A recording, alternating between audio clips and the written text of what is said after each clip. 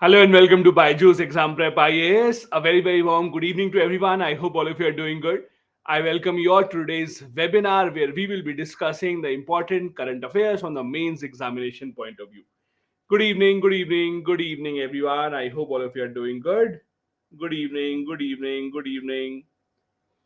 We'll wait for a couple of minutes. Let everyone join in and then we'll begin the class. Thank you so much.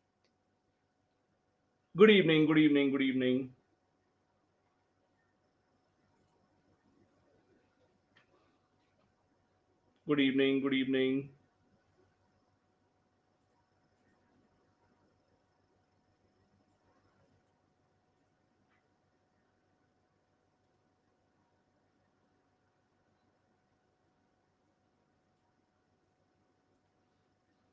Hi, good evening. Good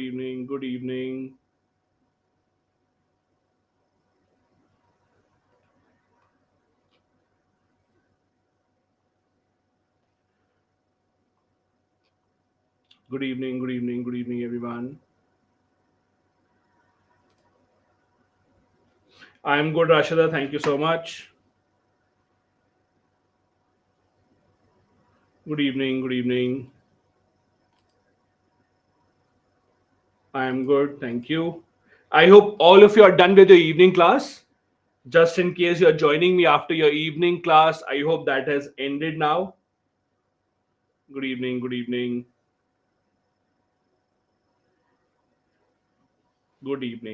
Hi, hello. All right then. Once again, very warm welcome to everyone. I hope all of you are doing good. I hope your preparation is going right on track. I hope you are now all set to start the prelims test series as well, which will be coming up in just a few days. These are the final few months remaining before the prelims examinations. Make sure that you give a lot of practice test. Make sure that you practice each and every subject along with the questions from that. Also, don't ignore the CSAT as well.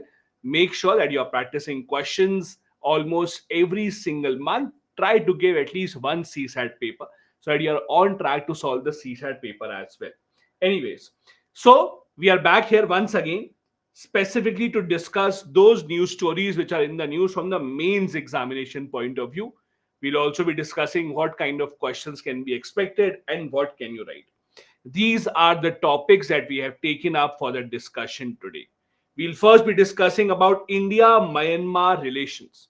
I know on Tuesday also you had a slight discussion from prelims point of view about the refugees coming in from Myanmar, but today we will be discussing mainly about India Myanmar relation.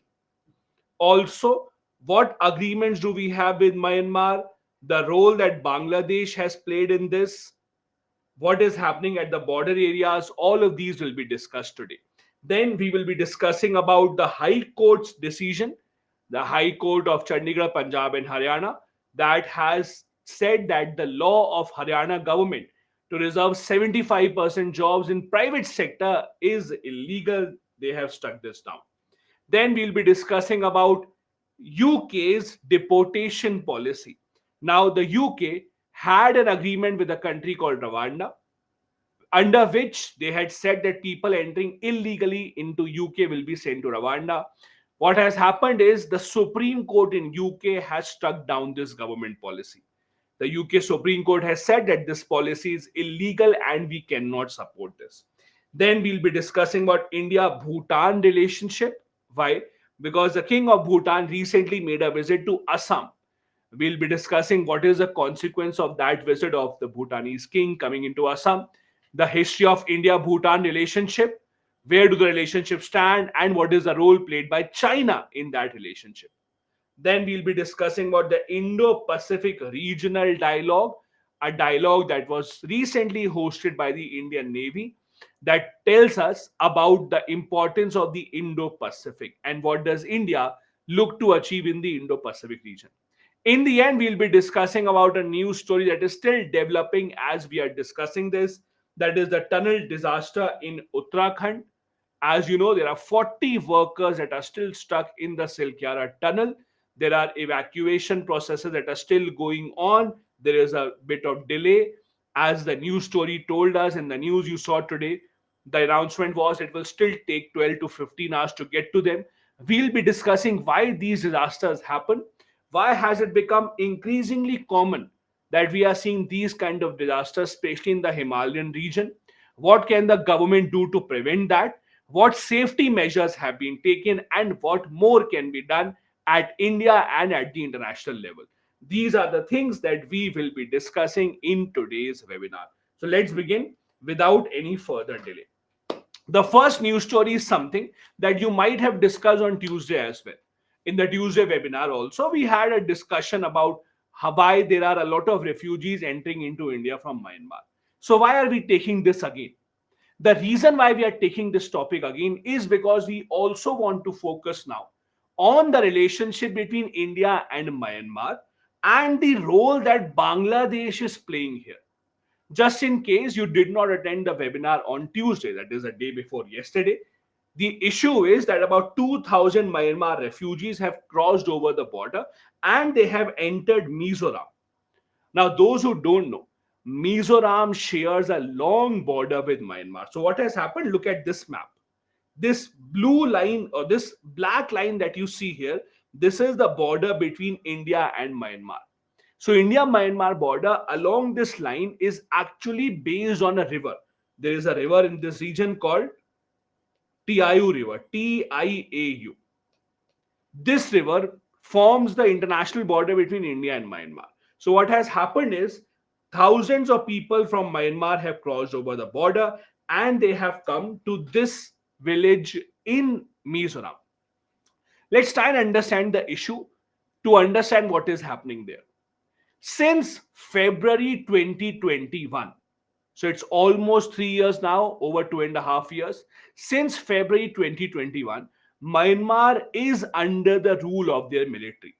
Their military, which is also called the Junta, Junta, but you pronounce this as Junta, H. So the Myanmar military, that is the Myanmar Junta, is ruling over the country since Feb of 2021. They have removed all the political parties from power. There is no democracy in Myanmar. Ever since the Myanmar military is in control, they have been having a lot of clashes, especially clashes with the people living nearby the border areas of India, the border areas of Bangladesh as well. Now, a lot of tribals in these border areas near India allege that they have been targeted by the Myanmar military. The Myanmar military is hurting them, the Myanmar military is attacking them, and they say that in order to save their life, they have crossed over the border and they have entered India. Now, the first question in your mind should be, are the people in Mizoram not happy about this? Why the people in Mizoram are not complaining? Why did they not stop people from entering? This is where you have to understand the dynamics between India and Myanmar. Go back in history and you will see India and Myanmar. Both of these were ruled by the British. Myanmar was earlier called as Burma. So Burma and India were ruled by the British. In fact, they were ruled to such a common extent that before the Government of India Act of 1935, before the Government of India Act of 1935, whatever laws the British introduced for India were valid and applicable on Burma as well. Like the Government of India Act 1909, Government of India Act 1919, all of these acts, when the British introduced them, they were applicable to not just India but Burma as well. It was only in 1935 and after that that the British segregated the laws for India and Burma that you call today as Myanmar. Now, the idea is to understand that there is a lot of family connection basically living near the border. If you look at the border areas, the tribes living towards the Myanmar side and the tribes living near the Indian side, both of these have family connections. Both of these have common ancestry. Both of these have a common background. That is why the tribes living near the border move across the border very, very regularly. Very, very regularly. In fact, India and Myanmar have an agreement. This agreement is called Free Movement Regime, and I'll discuss about this in just a bit. India and Myanmar have an agreement called Free Movement Regime, FMR. under which the tribals living nearby the border areas are allowed to go up to 16 kilometer. They're allowed to go up to 16 kilometers on the other side of the border to meet their family, to have their family events, meaning that it is not uncommon for people to cross over the border, come to the other side. This has not happened for the first time. It has been happening for a very, very long time that tribals from Myanmar enter India's northeastern states, and from India also people go to Myanmar mainly for their family ties. But what is happening right now, how is it different? Is that the people are coming in from Myanmar not just because of family ties, but they are coming in from Myanmar to save their lives because they think that their lives are in danger. Now, this is where you have to understand the role played by Bangladesh as well. There is a role that is played by Bangladesh as well here. Why? Bangladesh also has certain areas which are hilly areas. In those hilly areas, again, there are certain tribes which have family connections to India's northeast. This is where you have to understand Kuki and the Chins. So basically, what is happening here? There are certain tribes, for example, the Chin tribes in Myanmar, the Mizo tribes that live in Mizoram in India, and thirdly, the Kuki tribes that live in Bangladesh. All these three have a different name, the Kukis, the Mizos, and the Chins. But if you look at their ancestors, their family ties, all of them have the same ancestry. All of them have the same family connection. They belong to the same ethnic group living in the Mizo tribes. Collectively, all these are called the Zo people. Collectively, all these are called the Zo people. Now, if you look at all of them, how are they distributed? The Kuki Chin tribes are actually settled in an area in Bangladesh called the CHT. There is an area in Bangladesh called CHT. I'll just show you the map so that you can understand. Look at this map. This is the map of Bangladesh. Look at this area, the green area. Look at the green area. The green area that you see in the map of Bangladesh, this is called CHT. CHT is Chittagong Hill Tracts. So this is the hilly area of Bangladesh. CHT called the Chittagong Hill Tracts. This is the only hilly area in Bangladesh. Bangladesh has no other hilly areas. This is the area where a lot of Kuki tribes live. And they also have been coming to India for a very, very long time. They also have been entering India because they also have family connections with India. So India is facing influx of people, not just from Myanmar, but from Bangladesh as well. And because the people living nearby the border areas are their family members, because they think that people coming from the other side of the border are their families, their relatives, they also allow them and they want to protect them in their villages. This is what is happening. Mizoram, for example, shares a 318-kilometer border with Bangladesh. It also shares a border with Myanmar. So it is seeing influx not just from Myanmar but also from Bangladesh as well because of that family connection. Now, if you look at the problem for the Indian armed forces, for the Indian government, the problem in this area is that the Kuki tribe have been demanding their own country and at times their own state as well.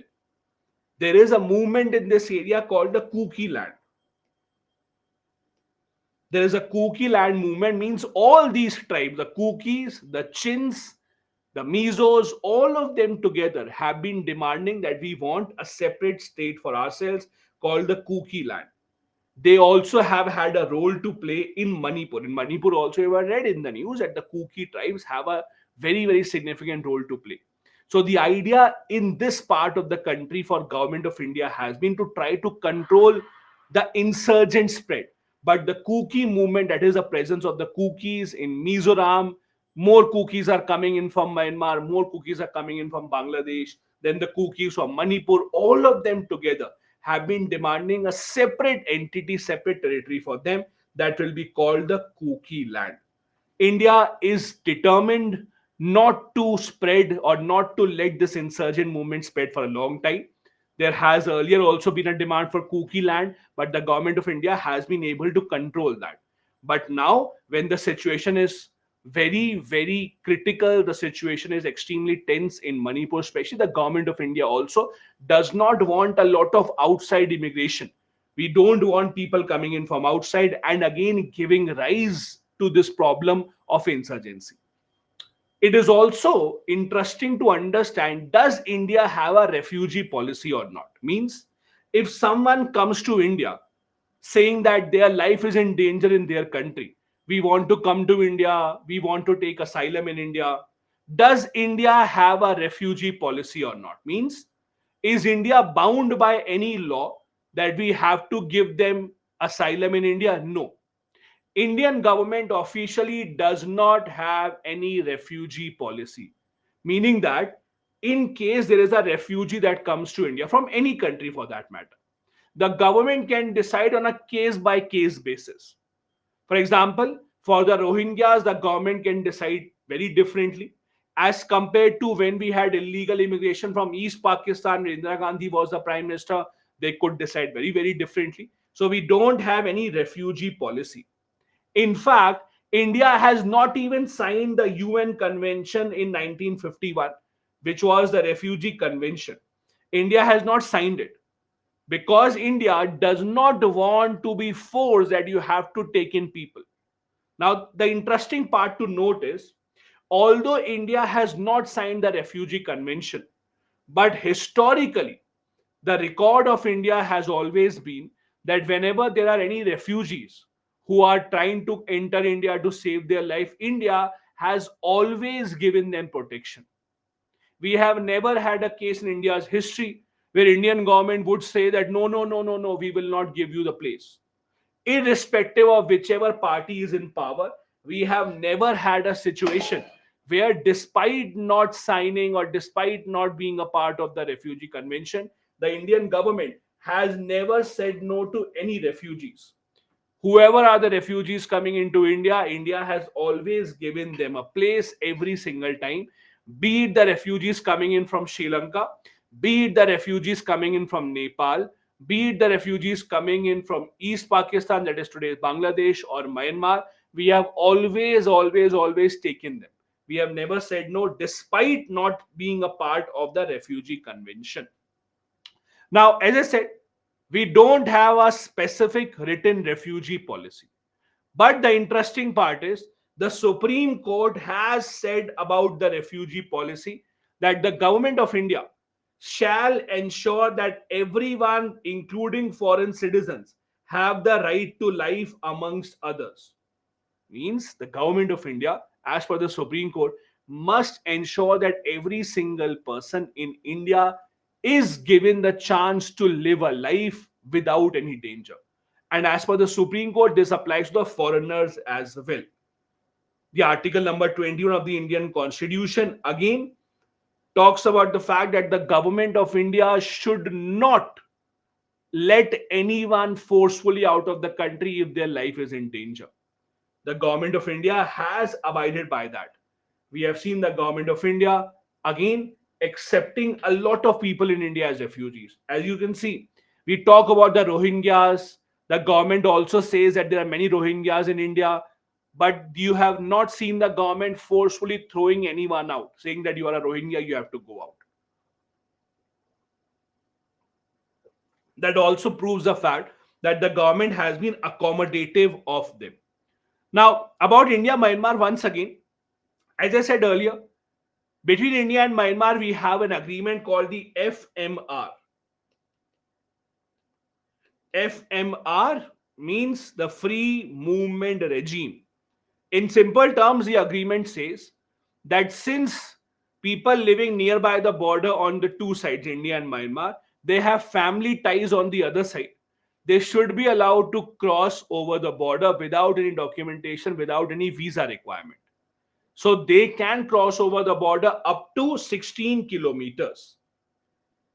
They can cross over the border up to 16 kilometers on the other side.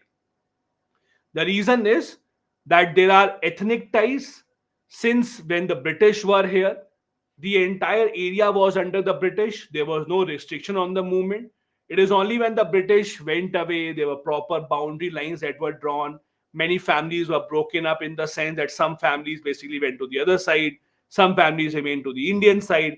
And that is why the government of India, very recently in 2018, along with Myanmar, implemented this free movement regime. Now, this free movement regime is to be seen in two things. One, the free movement regime allows the people to be close to their family members. For example, if you go back in time, especially before 1971 war, if you look at Jammu Kashmir and its history, before 1971 war, the POK area was also like this only.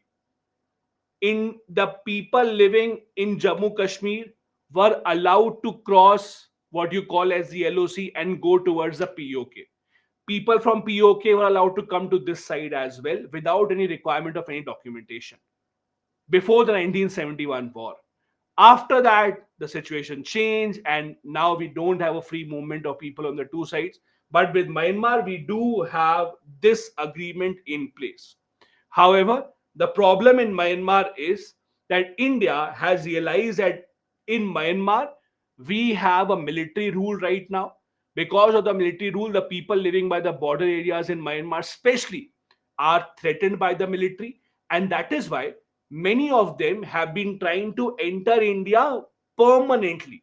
So, what the government had done a year back, September 2022, the government of India suspended this agreement.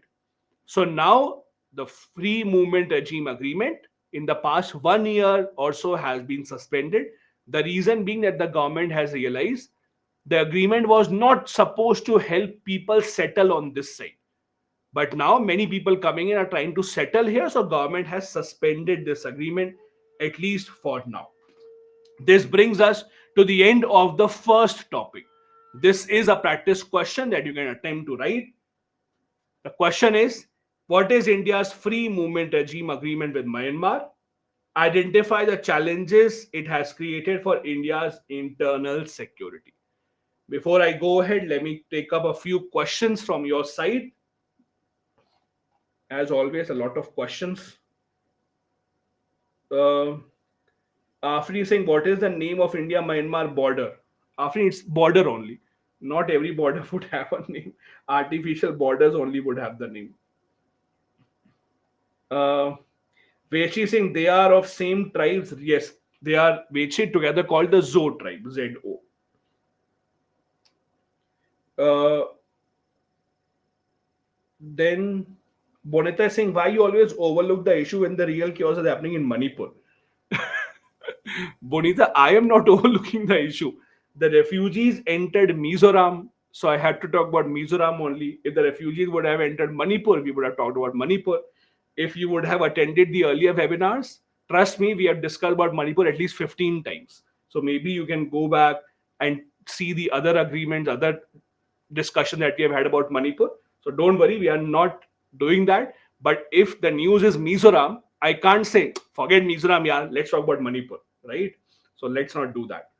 Then the next question that I have, Pratik, is there any treaty like FRM between India and Bangladesh? No, we don't. Dipali is saying, are the cookies persecuted in Bangladesh? Dipali, this is what the cookies say. The cookies do say that they are being attacked in Bangladesh by the Bangladesh forces. But again, the Bangladesh government's argument is that that is not the case. We are not doing that. Then Maharaj Jyoti has a question. What role is played by Bangladesh in the context of refugee flow in India? I didn't get that point. So, as I discussed, in Bangladesh also there's an area, hilly area called CHT, Chittagong Hill Tracts, that shares a border with India's Mizoram. From that area also, a lot of cookies living in Bangladesh enter India time and time again. So, that is the argument there. Ramawat is saying, why can't USA intervene in Myanmar and establish democratic government? Ramawat, maybe you can ask the US that.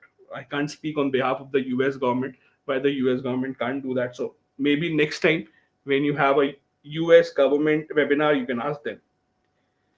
Okay, then Ashwin. In our constitution, right to equality is only for Indian citizens. If Supreme Court says equality is also a foreign citizen, then constitution isn't violated. No, the Supreme Court didn't say about the right to equality. They said about the right to life. They said that the right to life, Article 21, is available to everyone, and that is why everyone has the right to be protected. That is what they said. Then Piyush is saying Seema Haider is also a refugee. Does is she covered under Article 21? How can she be sent back? Piyush, I don't know why you want to send Miss Seema Haider back. She is the face of a lot of news channels. They are earning a lot of TRP. Let's not send her back. What harm is she doing to you? Let her stay here. I know, see, some people did not get love in their life, but if someone did get love in their life, why are you jealous of her? Let's not be jealous of her and her guy. Let them enjoy, right? Okay. Then Sham is saying, why the permission only for 16 kilometer? Why not more distance? So Sham, obviously, when an agreement is signed, there has to be a limit to it. The government of India basically did an entire survey. Most of the family members, their villages are up till which distance, and that is how they decided 16 kilometers. Then I would urge you not to repeat your questions time and time again. Ashutosh is saying currently what is the situation in Manipur? Ashutosh, I think news channels would be a better answer, would give you a better answer to that. I'm not in Manipur right now, but the situation is still tense. It's not normalized. There are still news stories coming in of weapons from the police being looted. Does that the media is not covering it? But yes, the situation is still extremely, extremely tense. Then, okay, long question from Vechri. As you said, India was always good with refugee, but in 2015, India said we won't accept refugee when it was a case of Rohingya crisis, there are terrorist connections, so on and so forth, etc., etc., etc. See, Vechri, what I said was India has never thrown out a refugee. So even after 2015, see, no government can openly say that we are accepting refugees. Because if you openly say we're accepting refugees, crores of people will come into your country. So the idea is not that. For example, you would always say that I don't want people coming into my house if I don't know them. You will not say I invite everyone to come to my house, because the next thing you will see thousands of people come to your house, right? So obviously you will not say that openly. The point that I am making is whoever has come into India illegally, India has never deported them. India has not said now you go back, doesn't matter who is killing you, not killing you, you go back. That is not something that India has done. Okay. Then Shivam is saying, to the cookies living in CSC in Bangladesh are native to Bangladesh. Shivam, the cookies are not native to Bangladesh. What their argument is that they are native to those hill areas. Their argument is that at the time of partition, there was injustice done to them. Their area was given to East Pakistan, that is today's Bangladesh. So, if you want to call them native of that area. Bangladesh itself came into being in 1971. Cookies as a tribe are much older than that. Okay, one last question before we go ahead. Um, Bhargavi saying, did it end in 2022 or is it continuing now? Bhargavi, the agreement has been suspended. We will not say it has ended. The agreement has been suspended since September 2022. Right now, it doesn't exist, means it's suspended. The government can revive it back whenever they want. Okay. So these were the questions that were given to me. Let's go ahead. Otherwise, the entire 2 hours will be just in question and answers. The next topic that we have taken up is the recent judgment by the High Court of Punjab, Haryana, and Chandigarh, striking down the 75% quota that Haryana government had made in the private sector. Those who don't know, first let's understand what this issue was. So what happened was a few years back, a couple of years back, the Haryana government had passed a law. The law said in the private sector in Haryana, whichever companies are giving employment to the people, the law said that people whose salary is 30,000 or less, the jobs where salary is 30,000 or less than 30,000, out of those jobs, at least 75% should be given to people from Haryana. Means Any job that is offering a salary of 30,000 or less than 30,000, 75% of those jobs have to be filled by people who are from Haryana and not outsiders.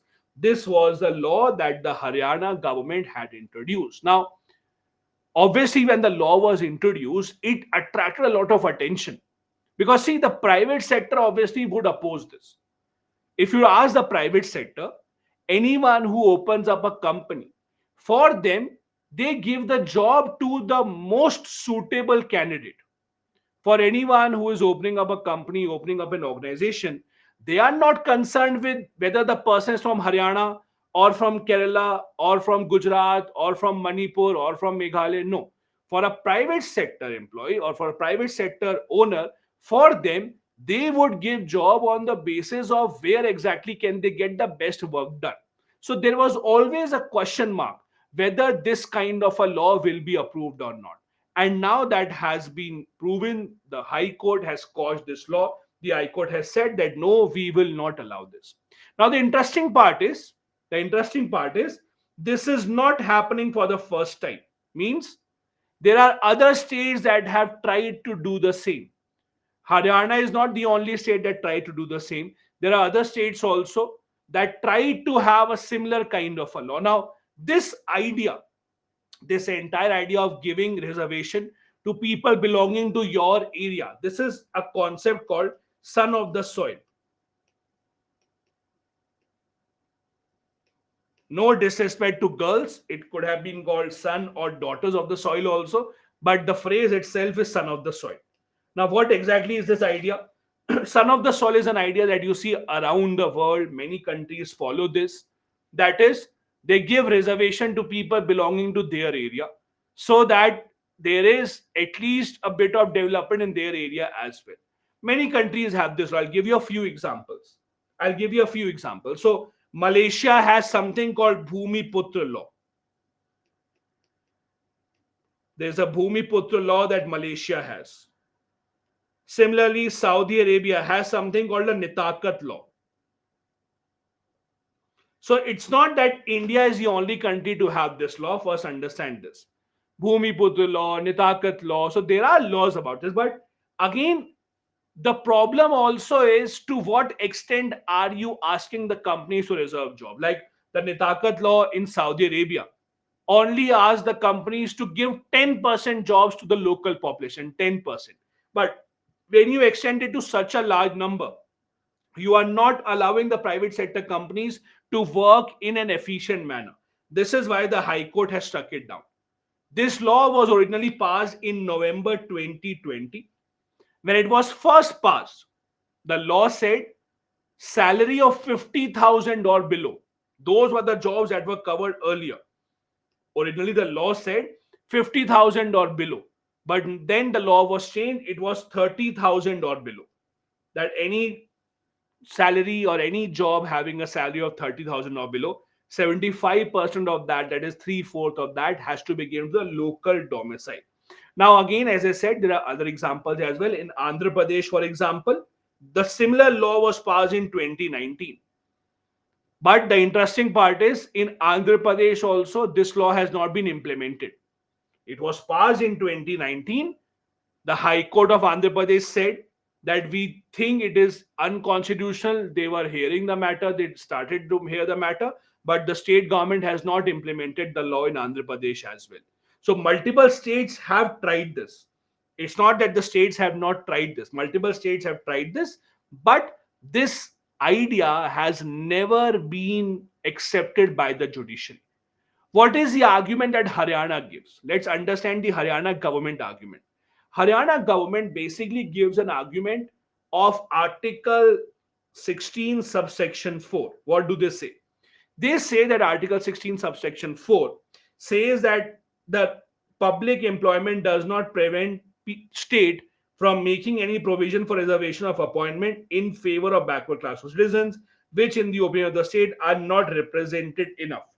This is the argument given by the Haryana government that Article 16 subsection 4 allows us to do that. Now, if you have read Indian polity carefully, you will realize Article 16 subsection 4 is a law that the central government can make and not the state government. First, if you remember this, this is in that category of law. Remember, Article 35 says that some of the laws on fundamental rights can be made by the parliament and not by the state, so that there is uniformity across the country. This comes under that category. So Haryana anyways could not have done that.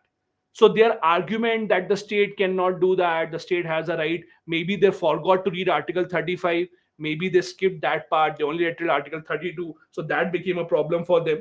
What is it that the High Court says? High Court says that you are putting too much restriction on the private sector. For example, High Court says in Section 6, you are asking the companies to submit a quarterly report of how many local people are employed. Section 8 says there can be an officer which can ask for documentation from the company whenever he or she wants. As per the High Court, implementing this law means you are going back to the era of Inspector Raj.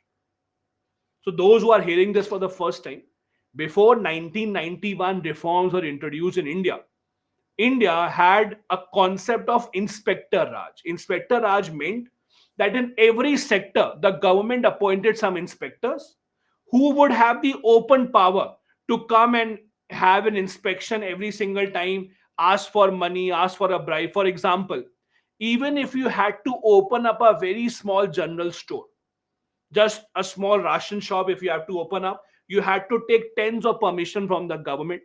Every few days some inspector will come in and he will do the inspection of your shop. He will say, no, no, no, you're not following the law, I will shut down the shop, give me the money. So that was the era of the Inspector Raj, where everyone was asked about different permissions, everyone had to submit the reports. That was an era where it was extremely difficult to work in India. So the High Court is saying you are taking the state back to the era of the Inspector Raj. The High Court said the state is trying to enforce absolute control over private employer. This goes against the freedom of occupation given in Article number 19. If you have read Fundamental Rights, which I'm sure you would have, Article number 19 gives you six kinds of freedoms. In those six kinds of freedoms, one of the freedom is the freedom of occupation, meaning that you have the right to choose your own occupation of your choice. There will not be any restrictions with that. So now here, as per the High Court, you are denying the person to run an occupation as per his or her choice.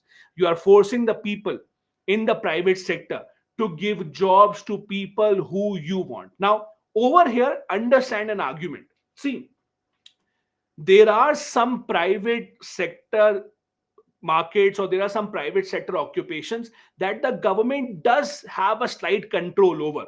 I'll give you an example. Let's talk about hospitals.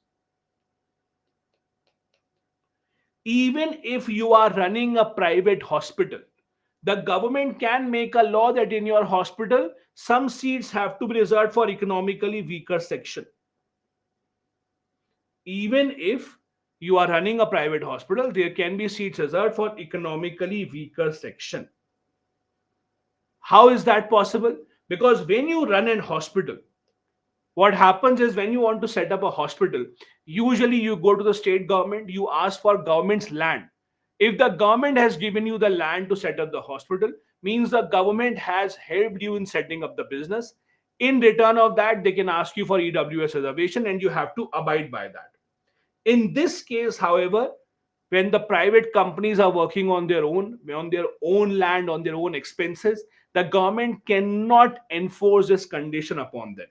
The government cannot say that now you have to give jobs to the people that we want. Now, the idea here is, why do we have all these demands for reservation? The demand for reservation again is not something new. If you look at India's history, we have long had demand for reservation. We still continue to have demand for reservation. There are major reasons why this happens. The biggest reason is what we call in India as jobless growth. Jobless growth is a phrase that was made or that is made very famous by Raghuram Rajan. Raghuram Rajan, the former governor of the RBI, has written a lot of articles where he talks about the idea of jobless growth. Jobless growth means that overall, if you look at the country's parameters, you will see the GDP growing. On the outside, you might think that, oh, there is growth in the country. But in reality, there is still joblessness. So overall numbers might still show you growth, but it is actually jobless growth, because of it there is lack of jobs, lack of skills, there is agrarian distress. Not a lot of people have jobs apart from agriculture, and when in the agriculture you don't have enough scope, you don't have enough earning, you want to go ahead and enter into some other field, but you don't have the skill set for that, and that is when you depend on the government to give you the job. Lack of opportunities. Again, understand, this quota that the Haryana government was working towards was a quota for people earning 30,000 or less. When you are talking about the jobs which are giving you 30,000 or less, means jobs for people who are not very highly skilled, jobs where people don't have a lot of skills. Now, these are the jobs where there is still a lot of competition because of the high population in India, but because of the lack of skills which people have, there are not enough opportunities. There is also a wide support for this reservation demand. For example, in 2017, there was a national survey conducted by Lokniti and the Center for Society Development, where they found out that about two-thirds of the youth in India, 66% of the youth in India, supports job reservation. So this policy has seen support from a large section of the population, not just in Haryana. Many other states have tried to implement this idea, although unsuccessfully. Andhra Pradesh, Madhya Pradesh, Maharashtra, all of them have tried to do that. In Maharashtra, there is a plan to have 80% reservation for the locals, although it has not been implemented, it's in the planning stage. Madhya Pradesh tried to get 70% jobs for people from Madhya Pradesh. Then Karnataka also has tried to do the same. Andhra Pradesh has tried to do the same. All of these have tried to do the same. So Haryana is not the only one to be blamed. Just that they are in the news right now. But multiple states have tried to do that time and time again. This is a kind of practice question from this topic.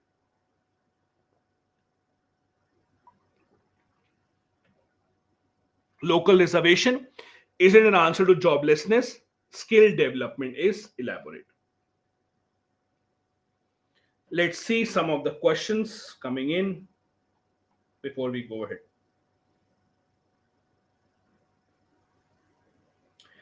Vivek is saying, does this tendency promote the thought of regionalism? Would it hurt federal structure and equal opportunity in the country? Vivek, yes. Yes to all the things that you said.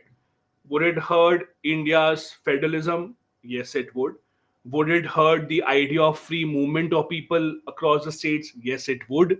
It would hurt every single thing. There is no positive argument here except the fact that the locals will get jobs.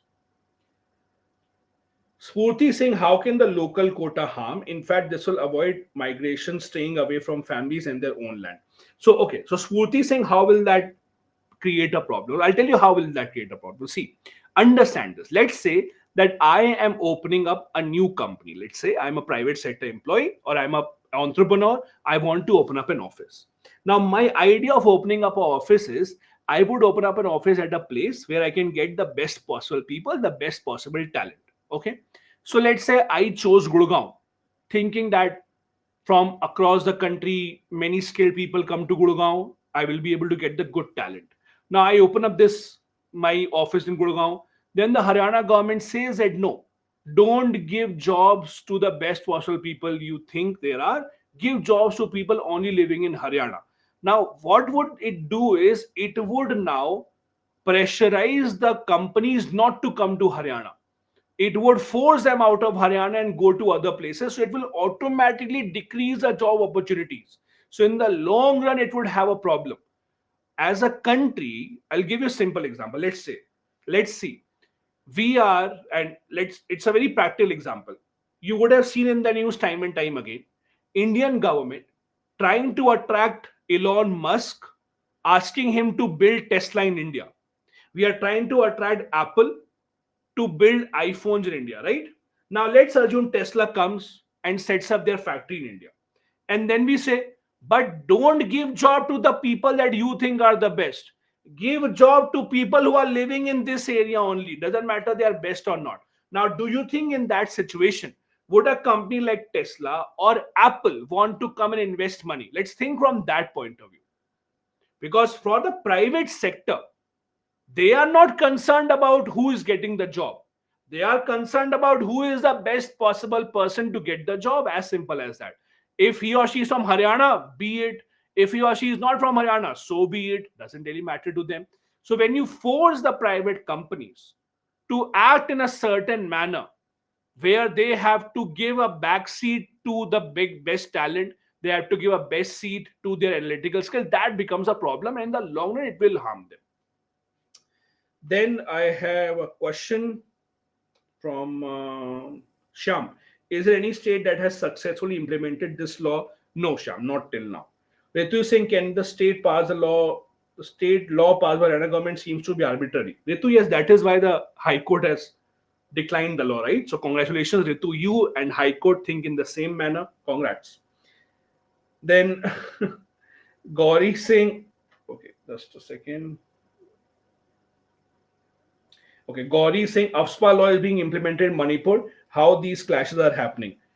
Uh, See, Gauri, AFSPA is not a magical law that today there is AFSPA, tomorrow everything will go back.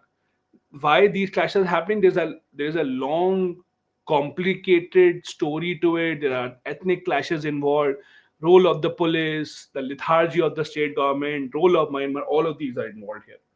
Just implementing AFSPA is not the one single true solution to every single thing. Then Vivek is saying concern with respect to migration from Tibet and infiltration from eastern western sector. Vivek, no, see, from Tibet we have always accepted a lot of refugees. If you go to Delhi, North Delhi especially, there's an area called Majnu Ka Tila. I don't know if you've heard or not. Interesting name, Majnu Ka Tila. So it's a place, it's an area near North Campus and Delhi University. A lot of Tibet refugees live there. So it's not that we have not, Tibet refugees are accepted a lot. They are living in many parts of the country. A couple of more questions, then we'll go ahead. Praneeth is saying, when there are caste-based reservation, why can't there be reservation based on residence? Praneeth, again, you are not understanding. Caste-based reservation is not in private jobs. That is the idea. The entire idea is that if it's a government job, do whatever you want. That is the entire idea. The problem with Haryana government law is they are enforcing reservation in the private sector job. That's the idea. So when you say what is the problem, they always have caste reservation. So that's not in the private sector jobs, right? That's the entire idea. Okay, last question before we go ahead from Himanshu. Haryana and Bihar are providing reservation of 75%. Isn't this hampering the right to equality? Again, guys, I think there's a lot of confusion in your mind. You are still not understanding. The biggest problem with Haryana government law is that they are asking for reservation in private sector job. Bihar reservation law or any reservation law is not on private sector job. It's on government sector jobs. Haryana law was for private sector. That is what the problem was. Okay. Perfect. Let's go ahead then. The next topic that we have is a policy that UK introduced some time back. Why is it in the news? Because their Supreme Court has struck it down. Just like our courts do that, the UK Supreme Court also has learned from our courts. They have also struck down a policy. Now, the reason why it is important for us is to understand how different nations around the world are dealing with the issue of refugees, migration, etc., similar to the first topic that we discussed. Now, those who don't know the deal, let me first tell you what the agreement was. So, UK, very rich country, they made an agreement with a poor country in Africa. They made an agreement with a country called Rwanda in Africa. What was the agreement? The agreement was UK said to Rwanda that thousands and lakhs of people come to our country every single day illegally. They basically swim across the river, They enter our border illegally, and when they are here, they then start demanding, we want asylum, please give us a citizenship, please, we want to stay here, my life is in danger in some other country, so on and so forth. So UK says that we are fed up of all these people illegally coming into our country, we have to take care of all of them. So they said to Rwanda that why don't you take all these people into your country? We will give you the money, you take them to your country, they will live in your country. From your country, one by one, legally, they will apply for British citizenship. If they are given citizenship, then they can come to Britain properly. If they are not given citizenship, then either you keep them, Rwanda keeps them, or they are sent back. We don't care. That was a policy that UK had signed with Rwanda. I hope that is understood. The policy was people coming into UK illegally will be forcefully sent to Rwanda. Rwanda government will be given money by UK to take care of these people. While in Rwanda, these people will now legally, on paper, with all the paperwork, they will then apply to citizenship of the UK. If they are given the citizenship, UK will invite them as a citizen. If they are not given the citizenship, then they will stay in Rwanda or they can go back to their country. What will Rwanda get out of it? Rwanda will get money out of it, as simple as that. Rwanda thought we are anyways a poor country. Let's get this done. Now, what has happened is the Supreme Court in the UK has said that no, this policy is not going to work. You cannot just randomly send people back to a third country. We will not allow that to happen. Now, the interesting part is earlier, the High Court in London had supported this policy. Earlier, the London High Court supported this policy. Now, the Supreme Court in Britain says that no, we cannot support this policy. Now, the interesting part is this is not happening for the first time in any country. There are other countries that have done the same. There are rich, developed countries like Australia, like Israel also. They have policies where they say that if people come into our country illegally and ask for asylum, ask for citizenship, we will send them back to some other country far away and ask them, you take care of them. We don't have the space, we don't have the energy. And this is again what UK also is trying to do. The idea started in 2018. See, people around the world are living in some countries where the life is extremely bad, extremely bad, and extremely tough. A lot of countries in Africa, a lot of countries in West Asia are constantly at war.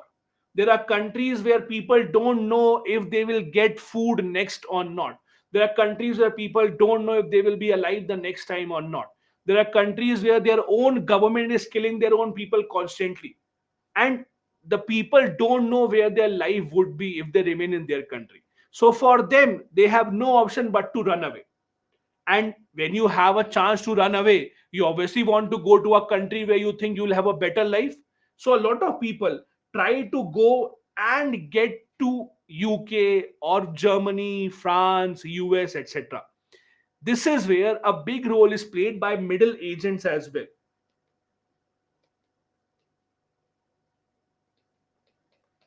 There are middle agents as well that take a lot of money in return for sending you to these places illegally.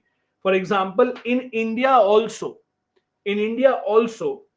for example, if you want to go to US, you don't have the visa, you don't have the paperwork, there are agents that will take commission from you and they will send you to US somehow. They'll send you to Mexico, then they will tell you, okay, in the night we will illegally go and enter US, you come with us. All these agents exist in many parts of the world. There are people running away from Sudan, Afghanistan, Yemen, Iran, Iraq. All of them have tried to come to UK. How do they come to UK? UK is an island. So many of them come to France, then they try to basically go or reach UK by water, by getting into boats, etc. That is why in 2021, UK passed Nationality and Borders Bill of 2021, where they said that the government of UK has the right to take away citizenship of anyone whenever they want. The UK government passed a law saying that we have the right to strip anyone of the British citizenship whenever we want. This deal with the African country Rwanda is an attempt by UK to stop people from illegally coming into their country. It is an attempt by them saying that we don't want people coming in. Now, where is this law important and how is this law relevant for all the other countries, including India? Now, if you look at these kind of laws, they again point out towards the need to have a refugee policy. If you don't have a refugee policy, for example, in India, since we don't have a refugee policy, that means the government can decide on a case to case basis whether we want to give some people citizenship or whether we do not want to give people citizenship. In UK, this memorandum of agreement between UK and Rwanda was about Rwanda accepting money from UK and taking in all these asylum seekers. By the way, don't those who don't know what is asylum, there are some people asking what is asylum. Asylum means asking for protection, asking for permission to stay in your country. That is called asylum. For example, I don't have the proper paperwork, proper visa to go to US, but I still reach the US somehow illegally. Then I request them to give me asylum. Asylum means I request their permission, allow me to stay in the US, don't throw me out, please protect me, because if I go back to my country, I will be killed. Some people are after my life. This is called asylum. Now, the problem here is, and why it is making a lot of news in the world, Rwanda is not a country which has a very good human rights record. Rwanda is doing it obviously just to earn money. The people who will be sent to Rwanda, who are trying to illegally enter UK, how will they be treated? Will their human rights be intact? Will they be given the right kind of treatment by the Rwanda government? All these are questions that are still unanswered. For UK, it doesn't matter. For UK, their idea is we just want these people to go out of our country.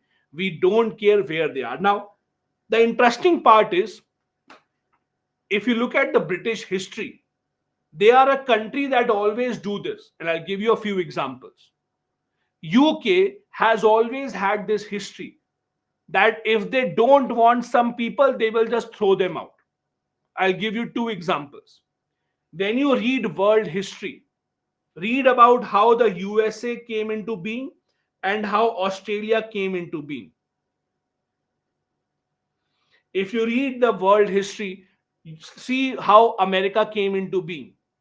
The story of America is Britain thought that the people who are locked up in the prisons in Britain, the people who are criminals, who are unwanted people in the society, British thought that we will throw them out of our country so that they can't return back. Why? The British thought that why should we waste our space to build jails and prisons? Let's throw them out. So British threw them out to a faraway island and that became America. Similar is the case with Australia. How the British discovered Australia was that again they wanted to send the people who are unwanted in their society, having a criminal record, they wanted to send them to a far away place. And this is how Australia was found. So British have had this history of throwing people away, not even thinking about their rights, people who are not required in their society. So this is not happening for the first time. As you see, as you can say, history repeats itself. So they have historically been doing this. It's not the first time that they are leading these people out. Now, on the other side, if you want to understand the British point of view, if you want to understand their government's point of view, why are they doing this? Their point of view is that there are so many people who come to our country every single day.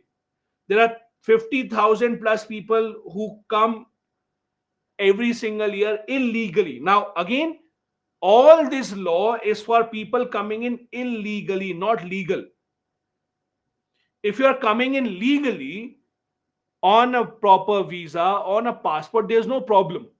The problem is if you're coming in illegally where you do not have the proper permission, you are just coming in hoping that now you have reached here, the government will not throw you out. This is where the government of UK has made that decision. How much money will they be spending? The agreement of UK was they will give 120 million pounds to Rwanda. Apart from 120 million pounds, they will also give a certain amount of money per person.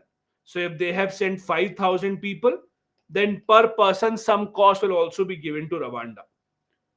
Now this might seem like a big number, but in reality, if you actually say, if you convert it into Indian rupees, let me show you that calculation. If you convert it into Indian rupee, this is about 1200 crore rupees, close to this. This is close to 1200 crore rupees if you convert that to Indian rupees. So that's the amount that they are paying to Rwanda. Even before that deal, the UK used to spend a lot of money on people who were staying in UK illegally. They were spending 430 million pounds in 2021. So this deal with Rwanda is a deal that the UK is doing which will not cost them a lot of extra money. They are doing this to get rid of this problem. Let Rwanda or other countries take the responsibility. The other reason why the UK is doing this is to discourage people to come in illegally. Now, the next time when someone is coming to UK illegally, he or she should know that if they are caught, they will be sent to Rwanda. The dream of being at the London Bridge, the dream of going into London and then roaming around, all that will be broken because the next thing you know, open up your eyes and then you will be in Rwanda. So that's what their agreement is. It has been challenged. The court said that we will not allow this. It remains to be seen how UK government, the British government, Rishi Sunak, how they respond to that. It remains to be seen. But for now, the court has declined to accept this. The criticism of the deal again, the big criticism is, and this is what you can write in the answers as well.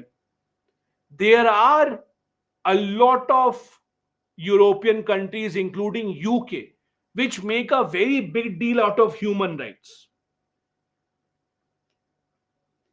You will see European countries, including UK, talking a lot about human rights, that human rights should be protected, human rights are important, we will not sign a trade deal with you because you don't have proper human rights given, etc., etc.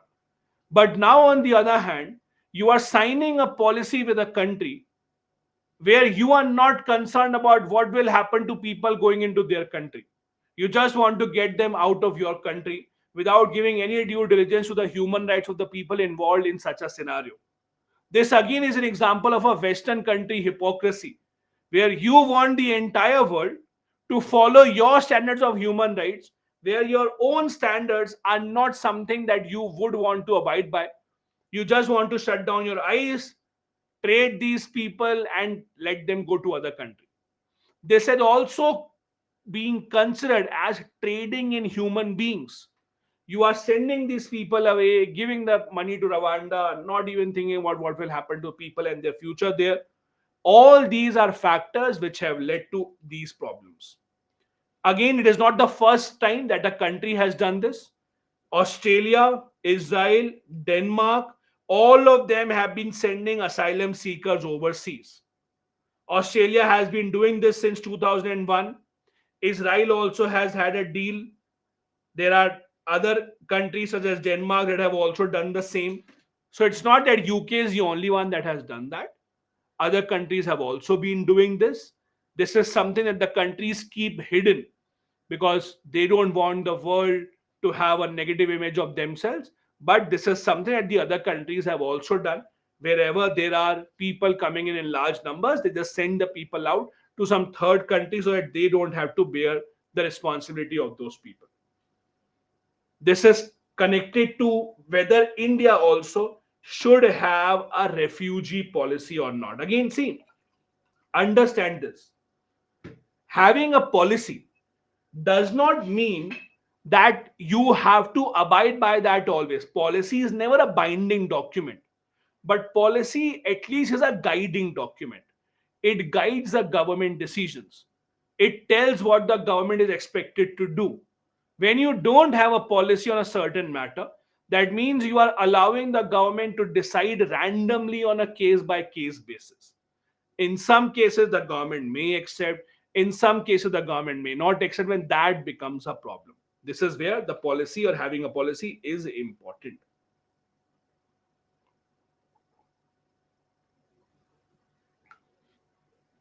Let me look at a few questions before I go ahead.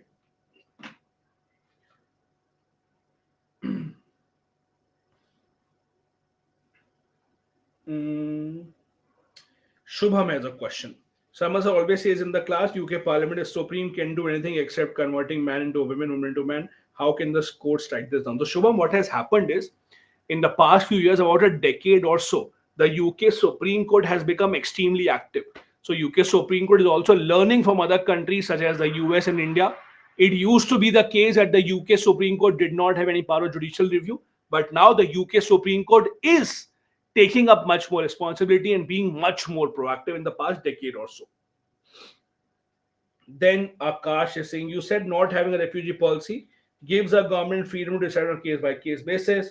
Should we try to have a refugee policy at place? What will be the advantage of having it? Akash, as I said, the advantage of having a policy, let's take an example from the point of view of someone who is trying to apply for asylum in India.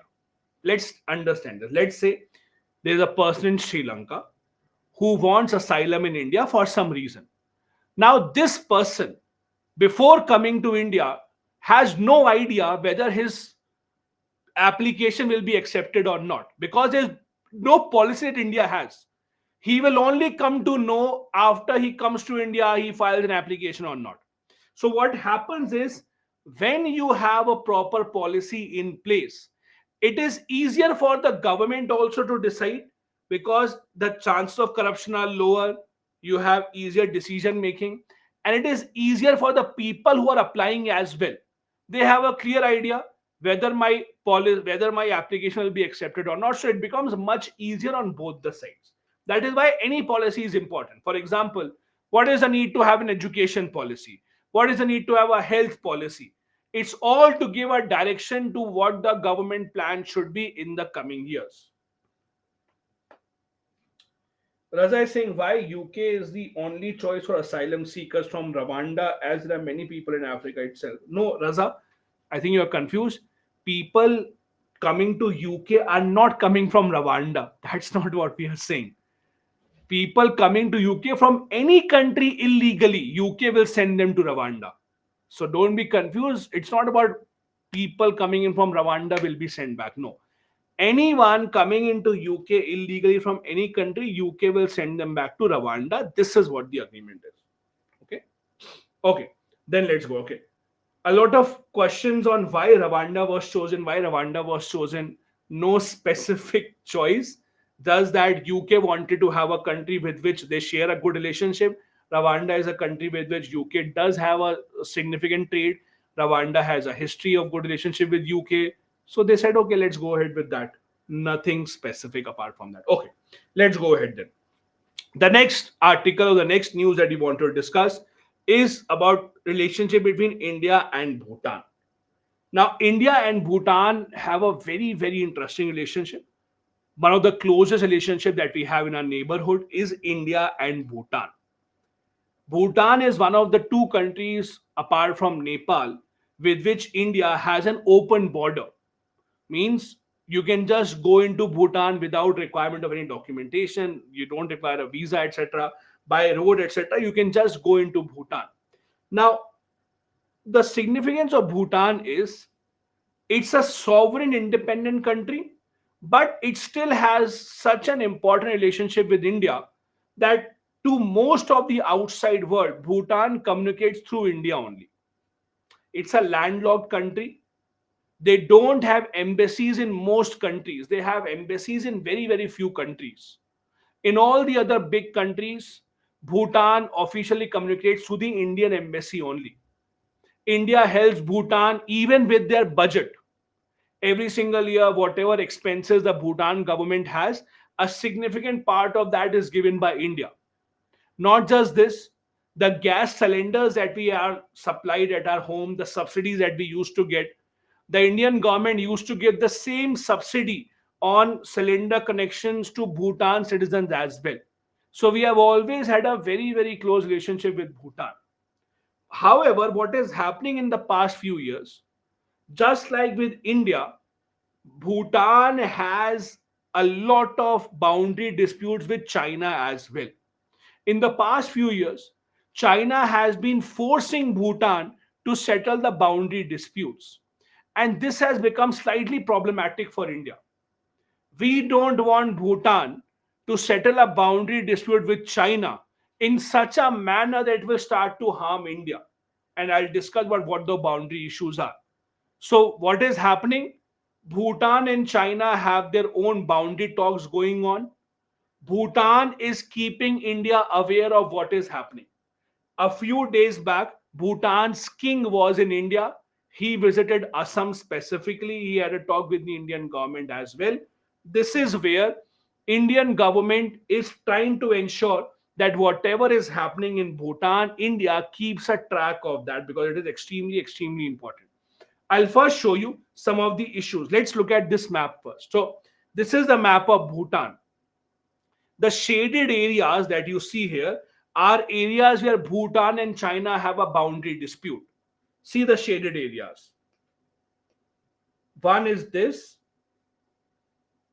second shaded area is here, third is here, and the most interesting shaded area is this.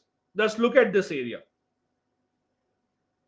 It is the most interesting area because it does not even border China. Do you look at, just look at this. This area is Arunachal Pradesh. This is China. Randomly, China, a couple of years back, randomly, they said, this is also our area. They don't even have a common boundary with this area, but they all of a sudden, randomly, a couple of years back, said that this is a wildlife sanctuary, this is our area. Now, this is problematic for India. This is an area which shares a border with Arunachal Pradesh. We do not want Bhutan to sign any agreement with China without taking us into confidence.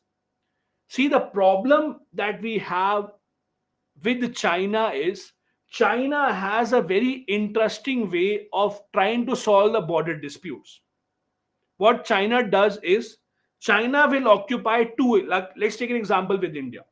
What they do is in India, they first occupied an area called Aksai Chin, okay, in 1950s. Then what they did, then they started saying that Arunachal Pradesh is also our area. Then when India tried to resolve that issue, what did China say? China said, okay, there are two things under dispute, Aksai Chin and Arunachal Pradesh. You take Arunachal Pradesh, we will take Aksai Chin. 50-50, all of us are happy. That is what China does. Now, this is not 50-50. It's like saying that you have a 3 BHK house.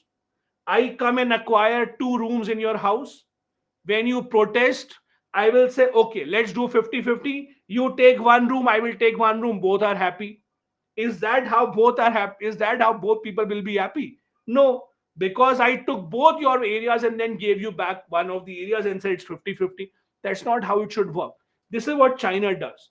So now what Indian government has thought, Indian government has come to know from our sources that China is offering the same deal to Bhutan. We think from our sources that what China is doing to Bhutan is they will say to Bhutan, keep this area, that this is your area, you keep this. In return, give us this area where we have the Doklam Valley. This is the fear that India has.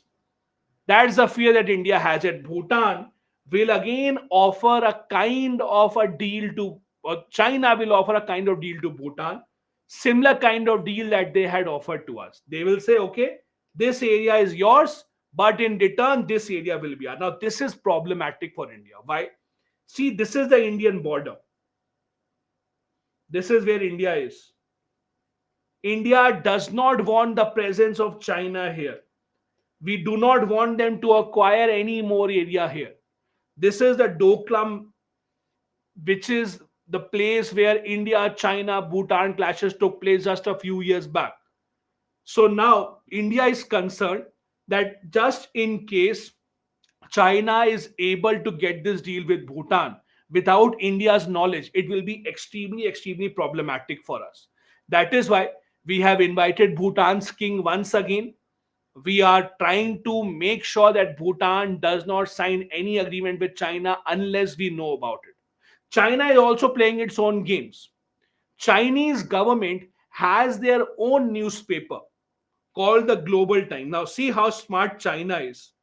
They have a newspaper. The name is no Chinese name. The name of the newspaper is the Global Times. So that someone who does not know would think, oh, it seems like a good newspaper. But it's a Chinese government newspaper that talks about everything regarding China. For example, in this newspaper, every single day there is an article that India is trying to acquire Chinese territory. India's soldiers are trying to enter China. India is trying to acquire Tibet. Every single day there are articles like that.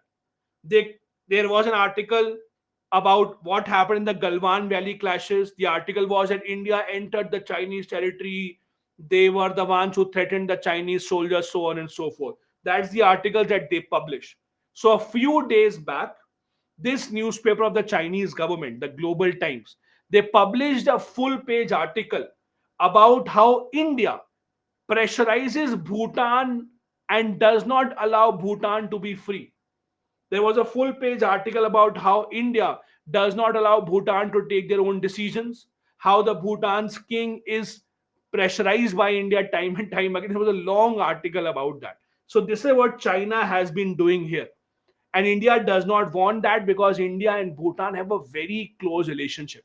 We have about 285, 265 kilometers of border. We have a friendship treaty with Bhutan that has stood the test of time. Bhutan has even helped India in tackling our insurgency problem, especially in Assam. In Assam, we used to have an insurgent group called ULFA, ULFA. Many of these insurgents used to go and hide in Bhutan, in the thick forest in Bhutan. It was the Bhutan government that helped us to get rid of all these insurgent groups. Despite not having a large military, despite not having any defense, any significant defense budget, Bhutan has been helping India whenever possible. Bhutan has also made sure that whenever there is any challenge to India from within Bhutan, any insurgent entering Bhutan, they let India know as soon as possible. This also is something that India prefers in our relationship with Bhutan. And why Bhutan does it? Because they know that everything in Bhutan is working with the assistance of India. Their budget is with the help of India. Their trade is with the help of India. Most of the electricity that Bhutan consumes is built on hydropower project that India has set up. Almost all their export is through India only. Almost all the important things like oil, milk, all of that is supplied to Bhutan by India only. So this is why the relationship is extremely, extremely good. There have been some problems in the past. In some years, India thought that Bhutan is neglecting our own interest. In 1980, especially, India thought that Bhutan is ignoring the presence of insurgents. But since 1990s, again, Bhutan has been on the side of India. They have had India's military presence for a long time. We have been able to control the problem of insurgents who have been trying to hide in Bhutan. All of that has restored India Bhutan relationship significantly. The relationship has changed slightly in 1949 when the Treaty of Friendship was signed. The treaty said that Bhutan will be guided by India in all the foreign affairs. This is something that has been changed in the treaty now. Now the treaty does not say that Bhutan will be guided by India in every foreign affairs decision, but even now we do have Bhutan helping us in many ways. For example, Bhutan India relationship has been held because India has been helping Bhutan whenever they have any violence, whenever they have any earthquakes, etc. We have been helping them fight against their own insurgents. Bhutan has also had a problem of insurgency. Many people from Nepal have entered Bhutan illegally in the past. Bhutan has not liked it. See, Bhutan is a very unique country. It's probably the only country in the world that has chosen their environment over economic progress. They are probably the only country in the world that have openly said, for us, our environment is more important. I'll give you an example. There is an agreement called BBIN. There's an agreement called BBIN. Bhutan, Bangladesh, India, Nepal. So BBIN is Bhutan, Bangladesh, India, Nepal. This was an agreement in which the four countries agreed that let's connect all our roads so that there is common transportation. We can have easier trade, easier transport. What happened was Bhutan came out of the agreement. Why? Bhutan said we don't want unwanted trucks to enter into our country. They said that trucks will enter into our country, they will harm our environment. We don't want any pollution. So we don't want any economic gains out of it. We will not be a part of BBIN. It's one of the only few countries in the world that has given much more preference to their environment as compared to economic progress. In fact, Bhutan started their own gross happiness index and they gave themselves rank number one. Because why not? So because they said that we don't care about any other economic parameter, we are happy in our environment, we are happy where we are. They are not looking into going into the race of being the most developed country. They are happy just being safe, stable, and happy living. With the help of Bhutan, India carried out a very big operation against the insurgents called Operation All Clear in 2003. India and Bhutan army did a or carried out a large scale operation in the Bhutan forest where they took out a lot of insurgents, especially from the northeastern part of India, targeted the camps run by Ulfa, run by many of the Naga insurgents as well, which ended the insurgency problem in Bhutan and in many other parts of Northeast as well, which again proves how Bhutan has been extremely, extremely helpful, open, and friendly towards India. And India would not want to lose out on such a friend. Now, for India, Bhutan is also extremely significant. Bhutan is again in a situation where it acts like a buffer state between India and China. It's a very, very small country with a very unique location, which makes it a buffer state between India and China. India also has been able to explore a lot of hydroelectric potential from Bhutan. In Bhutan and Nepal, in both of these countries, India has set up a lot of hydropower projects. Electricity generated from those projects is given to Bhutan. The remaining electricity India takes. India then basically pays money to Bhutan for that as well. We use Bhutan again for our tourists as well. There's a lot of tourism that happens between India and Bhutan. It's an open border. Citizens of Bhutan are eligible for a lot of jobs in India. There are a lot of government jobs as well that are open for Bhutan citizens. Although they don't come in large numbers, you will see many more people coming in from Nepal to India as compared to Bhutan. But we have given national treatment to the citizens of Bhutan for a long, long time. And we would not want China to now come in and ruin the relationship that we have with Bhutan. This is a practice question from India Bhutan relationship.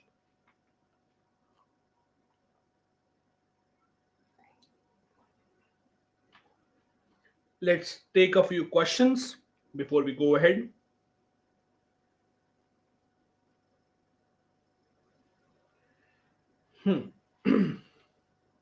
Sabah is saying, in future, China is going to be a superpower if they constantly claim our territories. What action should be taken against such a superpower?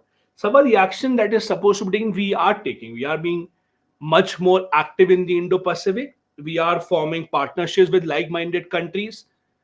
as Chanakya very famous said, your friend should be stronger than your enemies. So we are trying to get more friends such as UK, Japan, etc. You can't overnight say that we would be able to counter the Chinese threat. But yes, you can do these things, which India is doing, increasing our own economic might, reducing our dependence on China, making groups, making friends with like-minded intentions, which is what we are doing. Mansi is saying, why don't India also claim Doklam and create a dispute so that it doesn't get solved and nobody acquires the area? Mansi, my only suggestion is don't write this suggestion in the paper. The suggestion can't be, why don't we also acquire a property, because that's not how we work. Even if you have these thoughts, keep these thoughts within your mind. Don't blurt those thoughts unless you actually become the IS officer. After that, it will be easier. But till then, don't blurt out these thoughts. Then Vivek has a question: consequence of Bhutan Chinese falling into Chinese trap with respect to India. Vivek, the problem is again we would not want our neighboring countries to get under Chinese influence, because right now the border that we share with Bhutan will tomorrow become a border that we share with China. So again, there will be issues that will start with Bhutan. We have an open border. We don't want China to exploit that. So all these are issues that we have place where we have in our mind. Our hydropower projects will be in jeopardy if China has a lot more influence in Bhutan. That's why we don't want that to happen. Then Ritu is saying China has a history of such claims, right? Capturing the Doklam area can be considered strategic plan for some future action. Ritu, yes. No country randomly captures an area. When a country tries to acquire an area, be it China or any other country, they all have a strategic plan in place for the future, which we don't know obviously, but yes, safe to assume that they do have some strategic plans. Then Vivek is saying, is this agreement between UK and Rwanda in light of donkey flights coming continuously from developing countries across the planet? Kind of, but there is no direct connection. Bhavna is saying, does Bhutan not know how China captures the other countries? Bhavna, no. Bhutan has also seen our CNA. They have also seen our webinars. So they know how China captures the other countries. But see, it's not that they don't know. Everyone knows what China is. Everyone knows what China does. But then, when you are such a small country, you can't just close your eyes when a big country like China approaches you to settle your boundary disputes. So even if they know what China does, they can't just close their eyes and hope everything will be fine. Then Akash saying, if Bhutan's foreign policy is shaped by India, then how will Bhutan's king visit China without taking into consideration India? So Akash, it's not fair to say now that Bhutan's foreign policy is shaped by India. In the 1949 Treaty of Friendship that we had with Bhutan, it was specifically written that Bhutan will be guided by India in their foreign policy decisions. That treaty has been rectified. That treaty has been altered now. That point where it said Bhutan will be guided by India, that has been removed now, so they can take their own decisions. Then I have a couple. Okay, I think one more question. Shrey Singh, what should be the way forward in writing such answers? See, the way forward always has to be maintain peace, unless you are Ritu. Ritu's way forward is to acquire more territory. So, except Ritu, everyone else's way forward has to be to resolve this by having peaceful talks, follow the principles of Panchsheel agreement, basically build your economic might so that you can counter China, etc. Okay? Or otherwise, as Ritu said, go and acquire the territory. So just kidding. So basically, have these as your way forward rather than having any action against any other country. Okay, then. The next is the short topic. There was a recent meeting held led by the Indian Navy called the Indo-Pacific Regional Dialogue 2023. It has been happening for a couple of years. Now the government of India has again held this. The importance of this is not this regional dialogue specifically. The importance of this is India's focus on the Indo Pacific area. Now, the Indo Pacific area is the area which is common between the Indian Ocean and the Pacific Ocean. Indo Pacific area, in fact, has been at the center of attention of not just India, but many superpowers. China, Australia, Japan, US, all of these have been focusing a lot on the Indo Pacific. US specifically has a very strong naval presence in the Indo Pacific. This is the area where China is extremely strong. This is the area which is considered as a hub of the global trade. US, for example, very recently launched an Indo-Pacific economic framework for prosperity. This again shows how much in Indo-Pacific is significant, is important for all the nations around the world. India, because we share this large coastline with Indian Ocean, India is well within its rights to hold such dialogues, to have all the nations at the same frame of mind, to ensure that in case in future we have to conduct a joint operation, especially against China, all of us are very well prepared. This dialogue is held by Indian Navy and National Maritime Foundation. It's basically a dialogue that talks about how the nations in this area can explore synergies, can explore working together against the expansionist policies of China and China's aggression. Now, as you know, in the Indo Pacific area, China has been expanding its presence with a lot of different varieties of policies, such as expanding their Belt and Road Initiative. China recently had their Belt and Road Initiative meeting in China, the third such summit, where many leaders around the world participated. China has been spending a lot of money in building infrastructure in these areas. They have been sending a lot of money to the small island nation, the Pacific Oceans as well. So all these countries, and not just India, are worried about the expansion policies of China, and which is why such dialogues are important, such dialogues are held. What is India's concern? India's concerns with respect to the rise of China, number one, are India Middle East Economic Corridor, where India sees a lot of scope, but we all know that China would expand its presence in the Indian Ocean, Pacific Ocean. China would want to make sure that rather than the countries opting for this project, China would want the countries to be more attracted towards the Belt and Road Initiative. China also has been following what is called as a gray zone tactic. Now, what is gray zone? Gray zone basically is a tactic where a country does not say that we are at a war, but acts in such an aggression which is somewhere in the middle, peace and war. For example, China right now is not in a war with any country. It's wrong to say that China is in a war with anyone. China is not in a war with any country. However, even then, what China does is China has been trying to influence other countries. They have been trying to exert pressure on the other countries, either by giving them money and involving them into the debt trap, or by the use of their navy to acquire more territory, by expanding their presence in the South China Sea as much as possible. They never say we are at a war, but the kind of tactics that they apply are very similar to how you would operate in a war. This is called a gray zone. It's a space between war and peace, which is where China is operating right now. China has increased its military presence as well in this region. China, as you know, has been conducting a lot of these military exercises in this area, except the country. See, understand the country's point of view.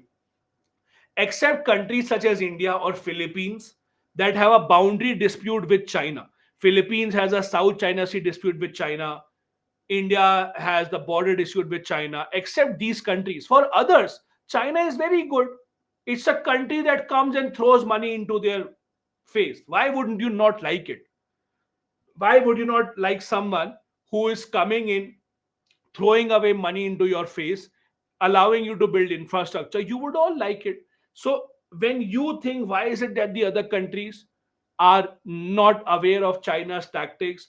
Why is it that other countries are still listening to China? Because for them, they don't see China as a threat as we think or as we face right now. For them, China is like a bank, happy to give them money whenever they want any money. This is where, for other countries, China is a very, very attractive proposition. The Indo Pacific area in itself is extremely, extremely vital. It is the center of the world trade.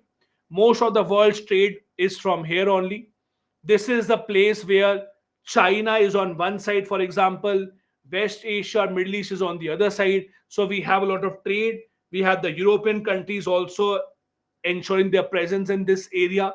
This is also a hub where South China Sea is. This is also where Australia is. Or there is a continuous presence of cod also in this area. This is the center of the world's economic activities as we see it. That is why even the faraway countries, US, European countries, all of them have a Indo-Pacific policy. Countries such as France, which are far away from here, even they have a Indo-Pacific policy because none of the countries want to just ignore this particular area. This regional dialogue that we had, the theme of this dialogue was geopolitical impacts upon Indo Pacific maritime trade and activity. India has a similar kind of a dialogue, which is called the Goa Maritime Conclave. This is different. The Goa Maritime Conclave is mainly on for the Indian Ocean region, while this dialogue, the Indo Pacific regional dialogue, is for the Indo Pacific area. But again, India is well within its rights to exert its presence because we have a very long coastline and we have a lot of strategic influence in this area. We have a lot of objectives we want to achieve. We want to ensure the freedom of navigation.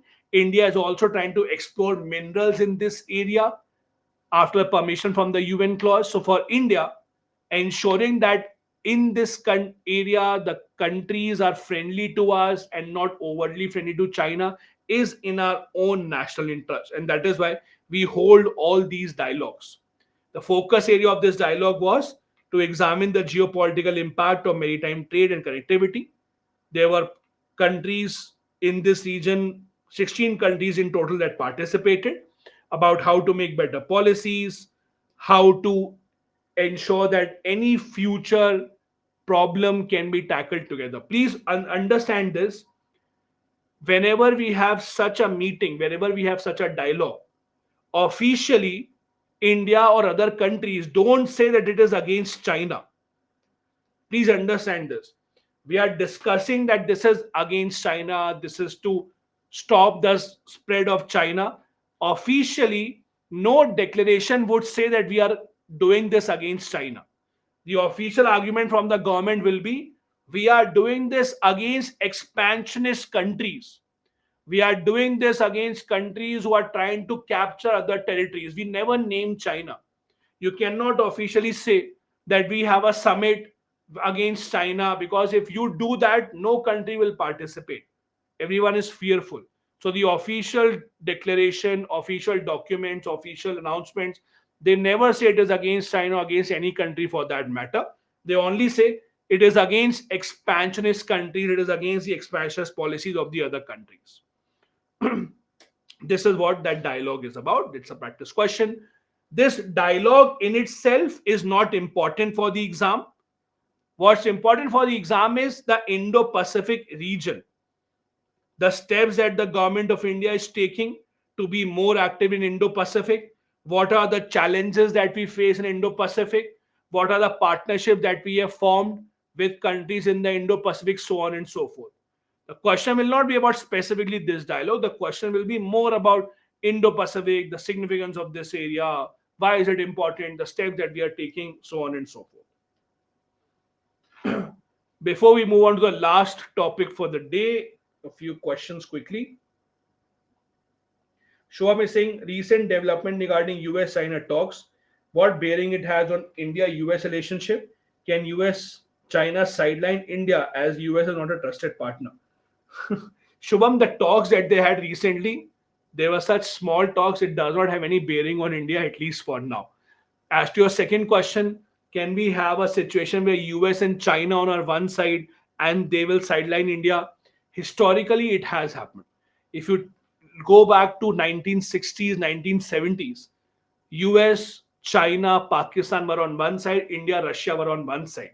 So, not to say that it cannot happen in the future, but at least immediately in the sense that by the time that you will give the paper, I don't expect this happening, that US and China are the best buddies and India is away. US and China have too many rivalries right now going on to be on one side. When two countries are trying to become number one, there is a very little chance that both of these will come together, unless one of them resigns that okay, I will not be in the fight to be number one. Bhanu is saying, how can we tackle China with the help of IMEC? See, Bhanu, again, IMEC is not about tackling China. If you look at the countries that have participated in the Middle East Europe corridor, many of them are very close friends of China. Saudi Arabia, UAE, etc. They're very close friends of China. So you can't say that the IMEC is to counter China. It's kind of an alternative to the BRI. It's an alternative to that. So it's not about countering China in any way. Those, if you even if we use this language, the other participating countries will not accept that. The last question from Vivek: what approach India could undertake to deteriorate Chinese aggression? I've discussed this earlier as well. What approach can you undertake? Have your own economic progress, build your own capabilities, have alliances with like minded nations, something that we are doing anyways. Okay, the last topic that we have for the day, a sad ongoing news, hopefully turns into good news soon, is the tunnel disaster in Uttarakhand. And I'm sure all of you have been reading about this, have been following this in the newspaper, have been reading this in the news as well. Now, about 40 workers are stuck in a tunnel in Uttarakhand. It is called as the Silkyara Tunnel. Now, from the examination point of view, in these type of topics, you don't have to read specifically about the issue. Means you don't have to specifically read about how many workers, where are they, how deep they are. Those things are not important. What's important for you is the larger issue of infrastructure building in these sensitive areas. What is the issue with tunnel building? How is it critical for the government? How is it dangerous? What is the government doing about it? So in the past few years, if you actually see what has happened in the past few years, the government of India has accelerated the speed of infrastructure building, especially nearby the border areas and in the mountainous areas as well.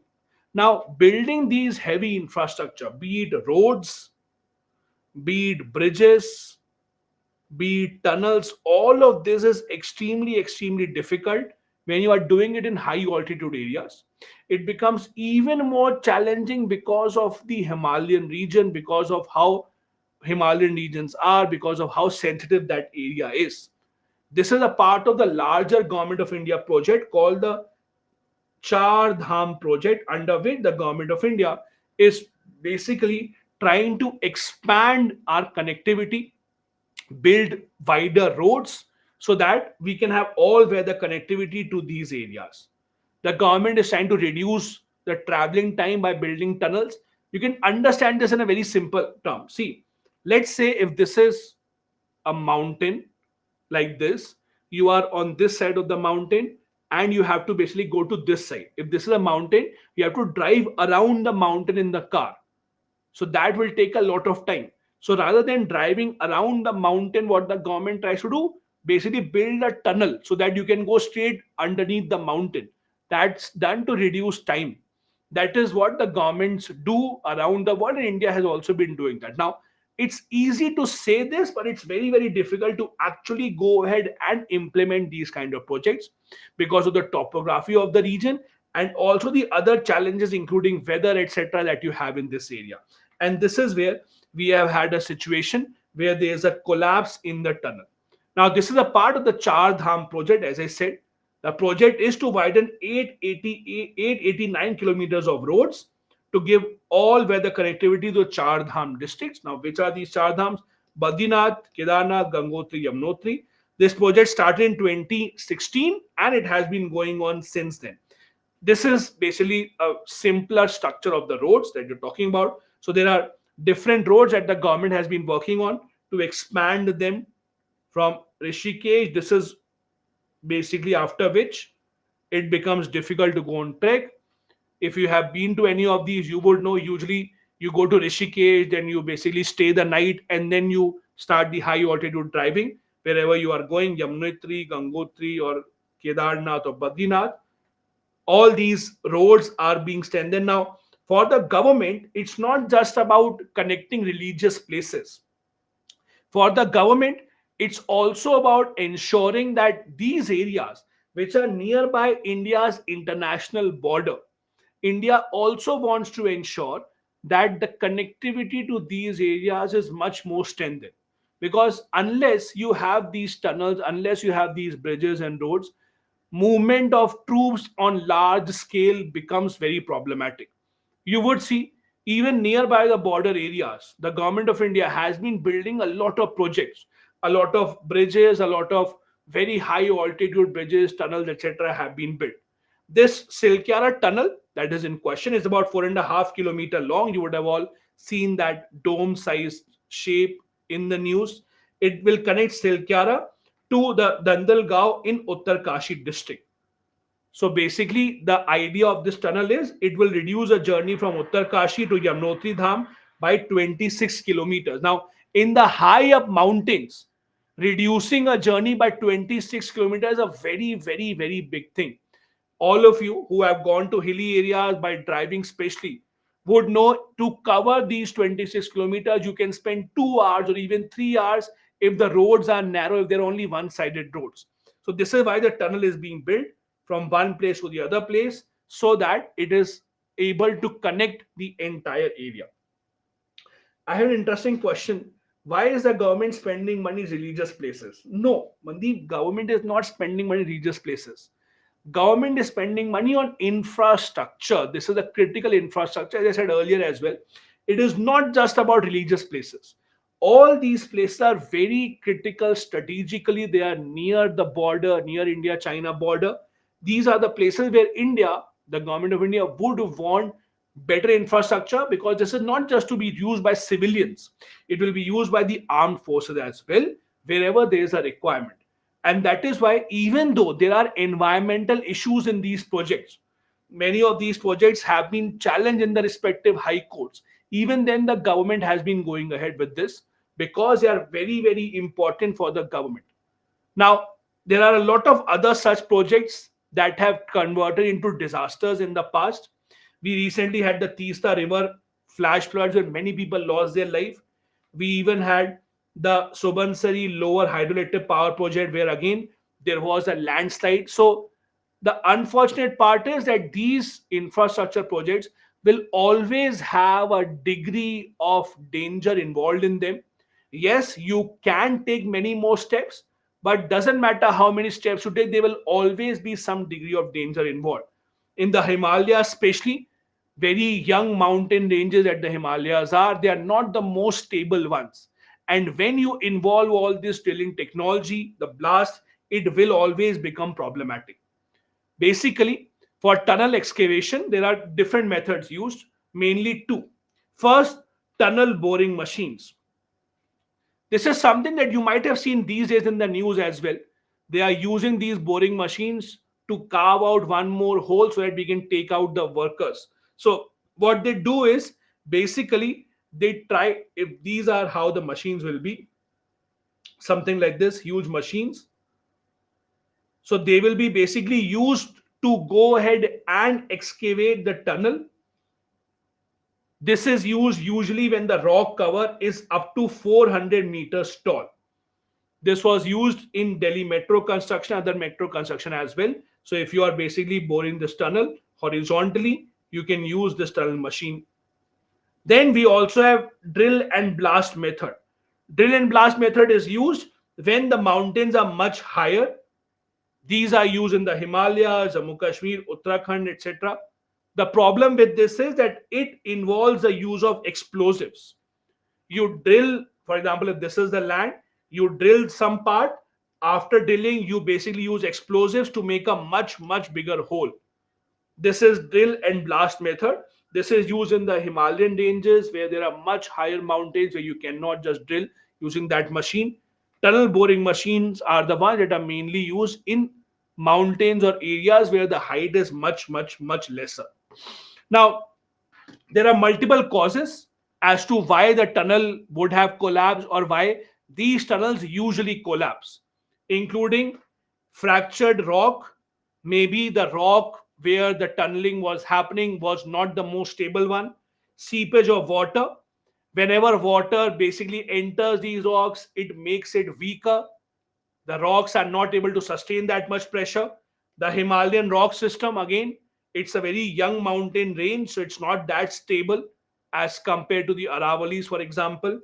Then there are no proper geotechnical studies conducted.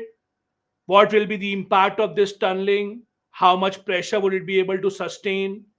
We also have forgotten to make, or we have ignored the use of escape tunnel. So basically what happens in many of these projects, there is an escape tunnel that is designed. That is, what if in the process, as what happened here, the tunnel collapses, what if the workers get stuck underneath? In emergency situations for them, in advance there is an escape tunnel built already.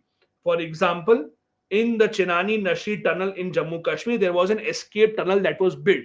In this case, in this particular tragedy, there was no escape tunnel that was built.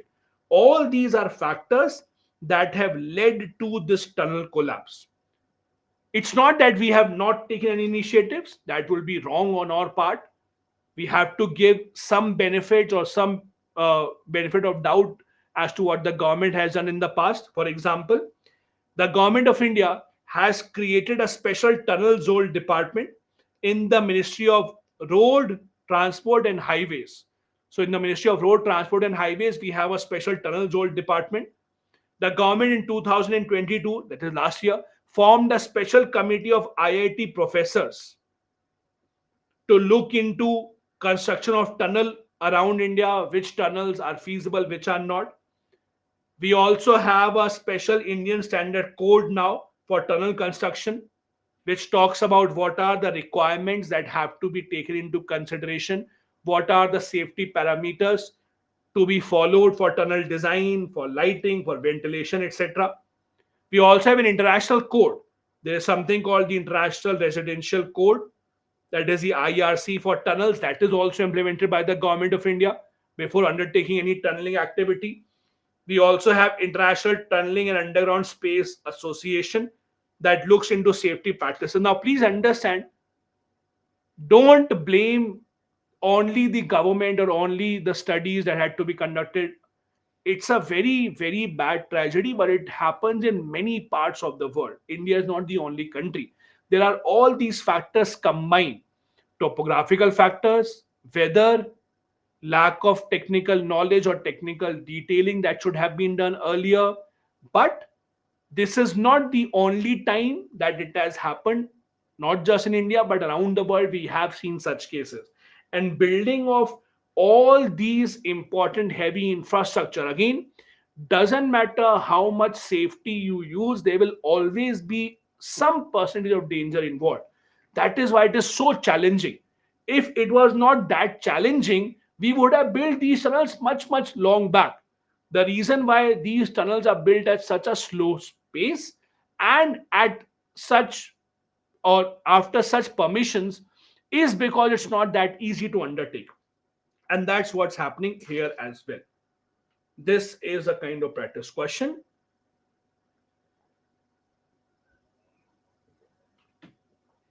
that you can expect from this part. We are now at the end of our webinar. In the last few minutes, I'll take up some of your questions and then we'll end this. If you don't have any questions, you're free to leave in that case. Bhargavi is saying, what exactly is the conclusion of this topic? Bhargavi, not every topic has a conclusion. For example, if the conclusion can be the way forward, what you expect that should happen in the future. There is not supposed to be a conclusion for everything. For example, Bhutan's king visiting India or Indo-Pacific Forum that has its meeting in India. It's not supposed to be a conclusion. It's supposed to be a step that India is taking to have our presence felt in the Indo-Pacific area. Then Stephen is saying, what is IMEC? Stephen, IMEC is India, Middle East, Europe Economic Corridor.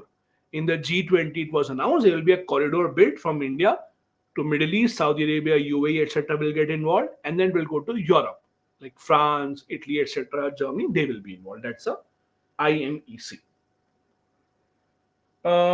Wait, she's saying, what about environment? We know north is a seismic zone. We are not putting people life in danger. See, Vechri, this is a very critical question because there are again decisions that have to be taken. What do you give priority to?